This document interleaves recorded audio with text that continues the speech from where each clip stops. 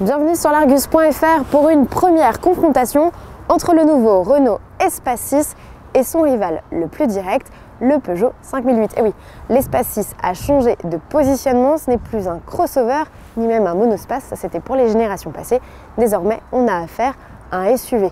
Alors le nouveau Renault Espace peut-il détrôner le best-seller des SUV cette classe? C'est ce que nous allons voir dans cette vidéo.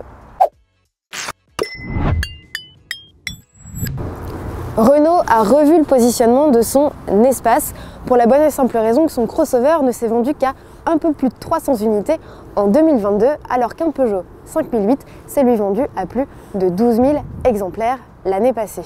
Ce changement de positionnement, eh bien, c'est très simple, ça se caractérise donc par des attributs de SUV et une face avant qui est commune avec l'Austral puisque vous allez le voir, il y a beaucoup de points communs entre l'Austral et l'Espace. On a donc ce nouveau logo qui trône au milieu de la calandre, les mêmes feux en C. En revanche, la calandre est spécifique à l'Espace avec des lamelles verticales. Seule la version Esprit Alpine dispose d'une calandre avec un effet damier. Alors oui, le Renault Espace 6 ressemble comme deux gouttes d'eau à l'Austral, mais c'est vrai aussi pour le 5008 qui ressemble trait pour trait au 3008. Il partage la même face avant. Passons au match des dimensions. Les deux véhicules sont quasiment aussi larges et aussi hauts. Ce qui change, c'est la longueur avec 4,72 m pour le Renault Espace. C'est 8 cm de plus que le Peugeot 5008. Mais toute la différence se joue sur l'empattement. Celui du Peugeot 5008 est 10 cm plus long que celui du Renault Espace. Et ça se voit notamment à l'arrière avec un porte-à-faux qui est beaucoup plus prononcé sur l'Espace 6 que sur notre Peugeot 5008. Dernier détail, et pas des moindres, le Renault Espace 6 est chaussé de route 20 pouces alors que nous n'avons que du 18 pouces sur cette version GT de notre 5008.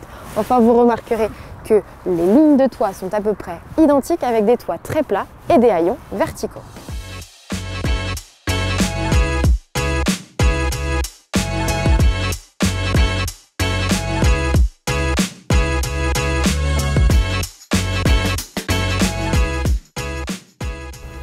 Bienvenue à bord de l'Austral. Non, ce n'est pas l'Austral, c'est bien l'Espace 6. La plonge de bord est calquée sur celle de son petit frère.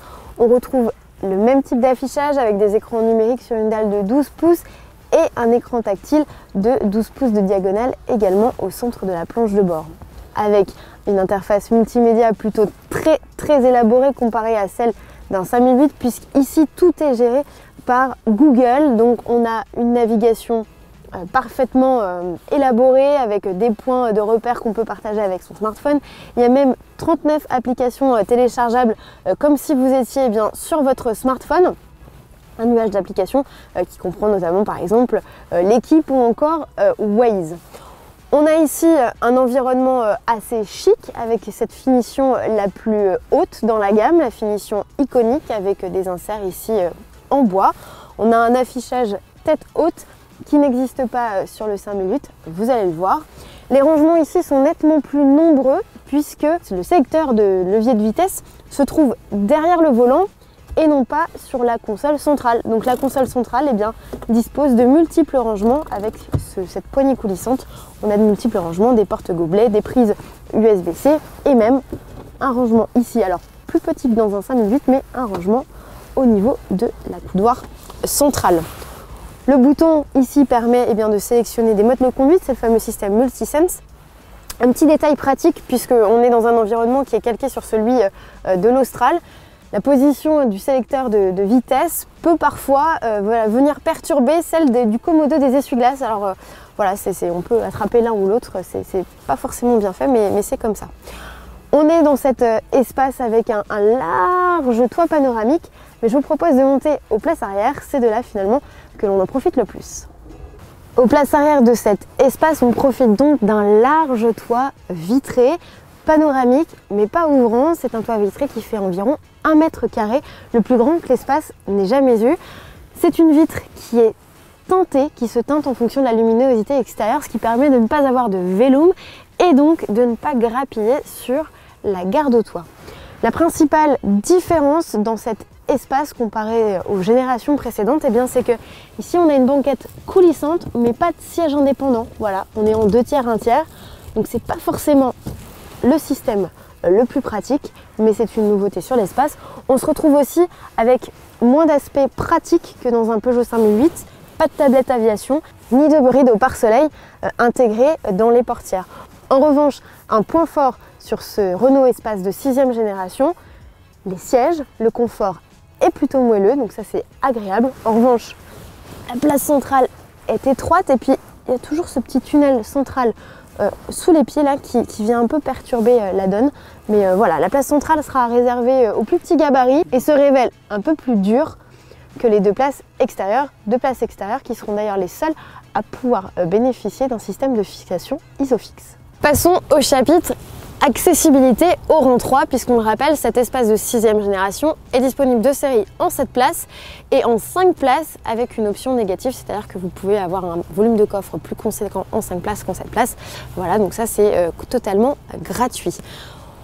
On parle de cette banquette coulissante, donc 22 cm et jusqu'à 26 pour permettre l'accessibilité aux places arrière. Alors, il faut lever la jambe et se contorsionner quelque peu. La découpe de la porte n'est pas la plus évidente pour accéder à ce rang. Voilà, et une fois installé, ce sont des strapontins, on enfonce une porte ouverte, mais voilà, ce seront des places vraiment à réserver aux enfants. L'avantage, c'est qu'on a des portes globées et quand même 2 prises USB-C pour pouvoir recharger ces appareils électroniques. Bienvenue à bord du Peugeot 5008. Peugeot 5008 avec un habitacle connu, composé de cette iCockpit qui regroupe un petit volant et des écrans numériques positionnés plutôt en hauteur, ce qui permet de se passer d'un affichage tête haute. Mais ce petit volant a aussi des aspects négatifs puisqu'il gâche parfois un peu la vue aux personnes qui ont une conduite comme la mienne avec les fesses un peu plus basses. Donc c'est un des inconvénients que certains trouvent au iCockpit. Sinon, la planche de bord, elle est plutôt jolie avec des matériaux doux au toucher, des plastiques moussés sur la partie haute de la planche de bord, des ajustements parfois perfectibles, mais globalement l'ambiance est plutôt flatteuse. On a face à nous un écran tactile de 10 pouces, mais l'affichage, notamment de la navigation, est réduit sur une diagonale de 8 pouces seulement, ce qui est plutôt dommage. En revanche, on aime beaucoup ce finish avec ces touches piano qui sont vraiment un élément distinctif de cet habitacle du Peugeot 5008. Sur cette version diesel de 130 chevaux équipée de la boîte EAT8, on a ce fameux levier Cobra, un levier qui prend un peu plus de place que ce qu'on a pu voir dans le Renault Espace, puisqu'on le rappelle, le Renault Espace, c'est au niveau du volant que se passe le changement de rapport. Ici, les rangements sont un peu moins nombreux, il n'y a qu'une différence, c'est au niveau de l'accoudoir où la capacité est plus importante que sur celui du Renault Espace. Le Peugeot 5008 soigne ses aspects pratiques avec 3 sièges indépendants équipés de fixation Isofix et coulissants. Mais à la différence de l'espace, on ne peut coulisser ici que sur 15 cm contre 22 sur le nouveau venu. On l'a dit, pour les enfants, des aspects pratiques comme ces petites tablettes ou encore ces pare-soleil directement intégrés aux fenêtres. On apprécie également la présence d'un toit ouvrant panoramique, mais il y a un petit aspect négatif. Puisqu'il est équipé d'un vélum, il réduit légèrement la garde-toit au niveau des 2 places placées à l'extérieur. La garde-toit est plus importante au niveau de la place centrale. Enfin, dernier point négatif, c'est les assises qui sont un peu courtes et qui ne soutiennent pas totalement les jambes et notamment des plus grands. Dans 5008, la place centrale est une vraie place, aussi confortable que les 2 autres et surtout qui offre un plancher totalement plat, donc pas besoin d'enjamber le tunnel de transmission. On a également la présence, notons-le, de 2 prises USB pour pouvoir recharger des appareils électroniques. Alors pour accéder au rang 3 de ce Peugeot 5008, il faut tirer la poignée qui se trouve sur le haut du siège et faire coulisser l'assise. Contrairement à l'espace, il est nettement plus facile d'accéder aux 2 strapontins et on a même un petit peu plus d'espace et d'aisance que dans l'espace de 6e génération.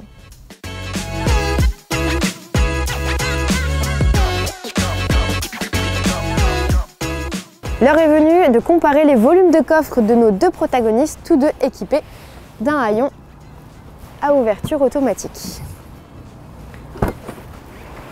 Et la première différence, c'est comme vous le voyez, le seuil de chargement nettement plus bas sur ce Peugeot 5008 que sur cet espace de 6e génération.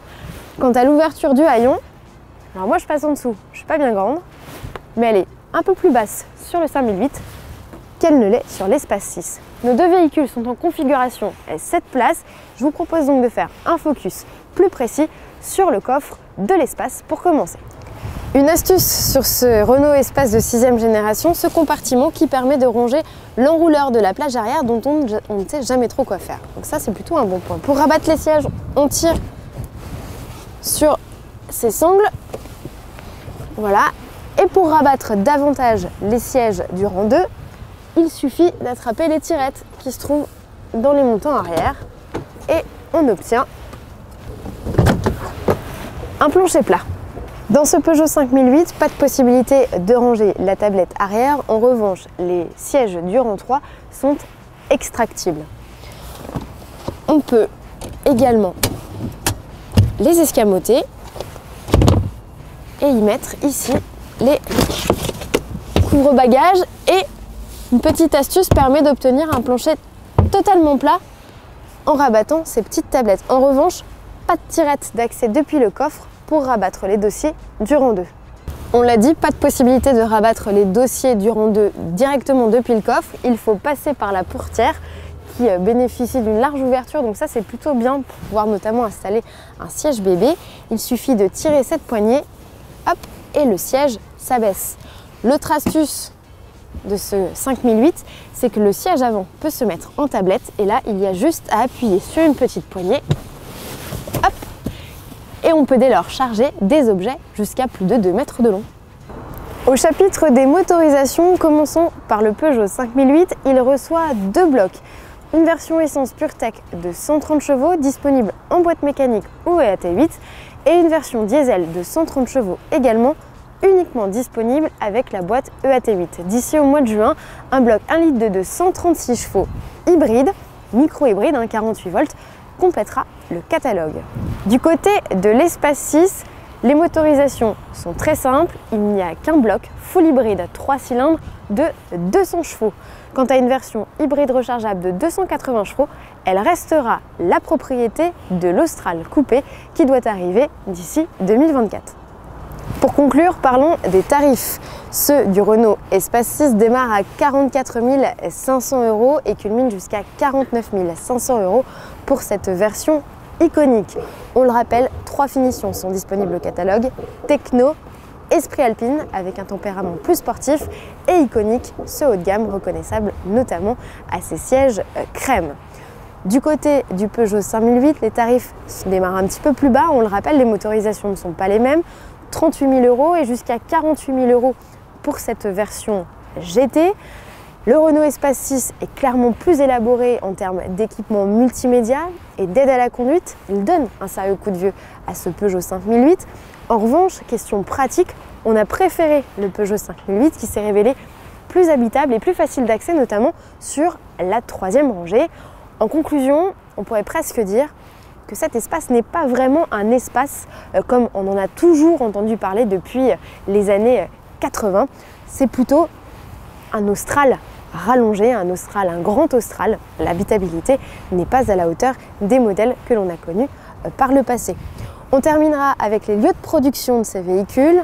Palencia en Espagne, la France pour Rennes notamment pour ce Peugeot 5008, 2 véhicules donc qui vont rester rivaux pendant quelques mois jusqu'au remplacement du 5008 prévu en 2024, une 3e génération qui adoptera notamment des nouveautés. Alors en termes d'habitabilité, on verra ce que ça donne, mais voilà, des nouveautés sont prévues et notamment une version hybride rechargeable. Voilà, on vous remercie de votre fidélité sur la chaîne de l'Argus. Cette vidéo est à présent terminée.